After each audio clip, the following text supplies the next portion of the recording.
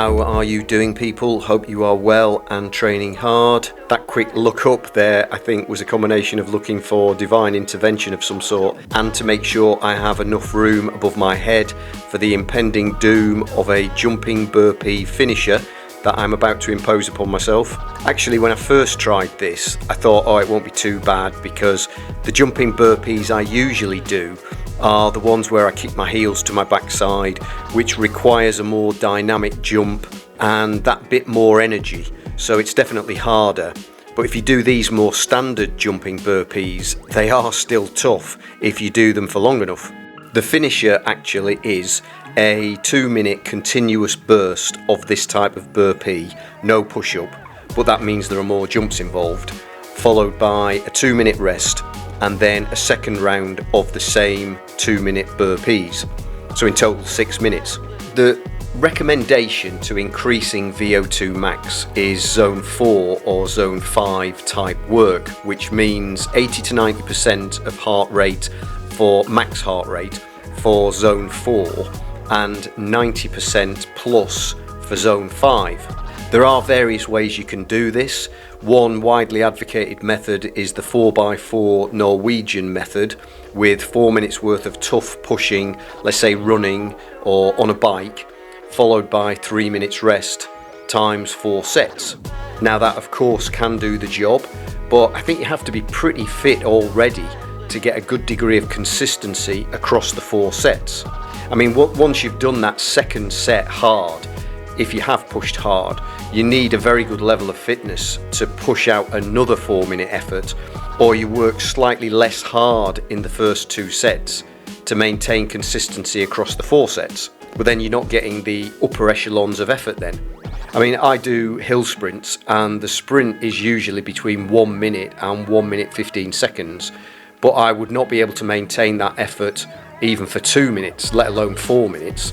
And that hill sprint session has a 3-minute recovery, and usually I only do 3 sets of it, but that is super intense, mainly because anything you do on an incline is a different ball game to on the level.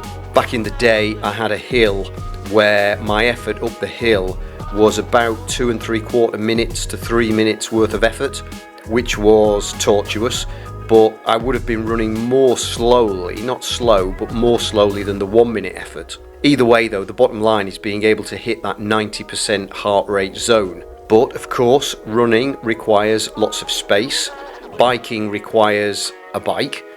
So what about an option you can do in your bedroom with the cat looking at you like you're a crazy person? So introducing good old burpees. Now what I am doing now was a finisher. So I had done some other work before this. I think I'd done a circuit or some squash.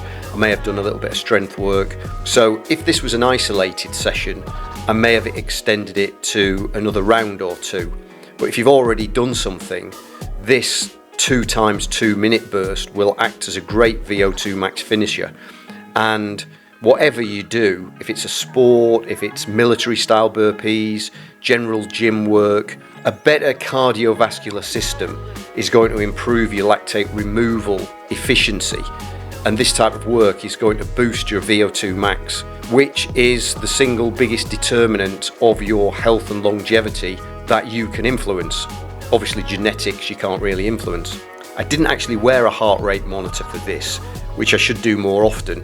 I could try this with the heels to backside jump as well, but that becomes a very muscular type of jump and you can drastically slow down in the second minute. So I think you can maintain a rhythm better with this style of burpee. Anyway, I guess the takeaway here is that with no equipment required, this is a great VO2Max exercise, and I think we should all have some sort of VO2Max finisher in our artillery and do something like this maybe once a week. Okay, don't forget to check out billiondollarsyndrome.com for my workout plans. Timeline 2 and Timeline 3 do have some of these as part of the schedule. Timeline 1 is more beginner to intermediate level, but all exercises are modifiable so you can make them easier or harder, and it does combine with email communication with myself if you need to chat about any issues, about the programs that is, not really relationship stuff, although hey, if it gets you in the zone to get the session done, you got to do what you got to do. Okay, thanks for watching, see you in the next one.